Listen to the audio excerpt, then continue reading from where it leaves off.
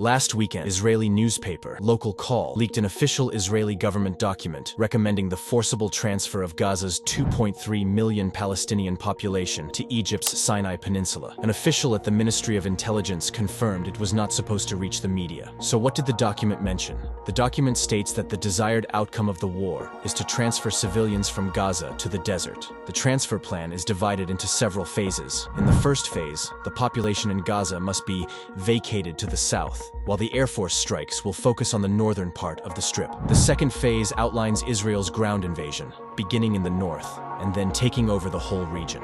And the third would require the removal of Israel's responsibility for life in the Gaza Strip. In contrast, the Palestinians can stay in tent cities in the Sinai Desert. The paper recommends to create a sterile zone of several kilometers inside Egypt and not allow the population to return to activity or residence near the Israeli border. Netanyahu attempted to put this plan into action last week, where he sought to convince European leaders to pressure Egypt into accepting refugees from Gaza. Diplomats from France, Germany, and the UK dismissed the idea because of Egypt's strong rejection. Netanyahu then proposed to write off a large chunk of Egypt's debt through the World Bank to incentivize the country to take in Gaza's population. On October 17th, Amir Whiteman, a researcher of the Institute for National Security and Zionist Strategy, wrote a paper titled "A Plan for Resettlement and Final Rehabilitation in Egypt of the Entire Population of Gaza. Economic Aspects." He reported that there are about 10 million vacant housing units in Egypt, of which about half are built and half are under construction. Injecting an immediate stimulus of such size into the Egyptian economy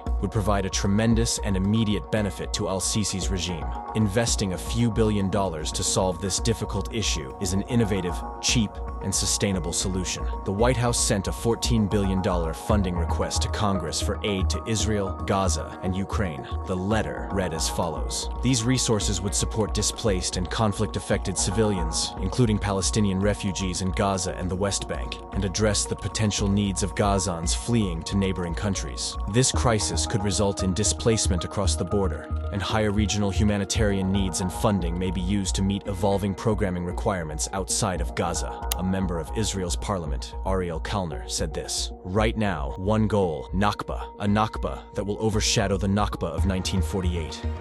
This plan is rapidly being carried out, and the Western countries are complicit with America funding the whole operation. The mask has fallen off, and still, the world and its leaders struggle to aid Gaza." For more videos follow Al Haqiqa.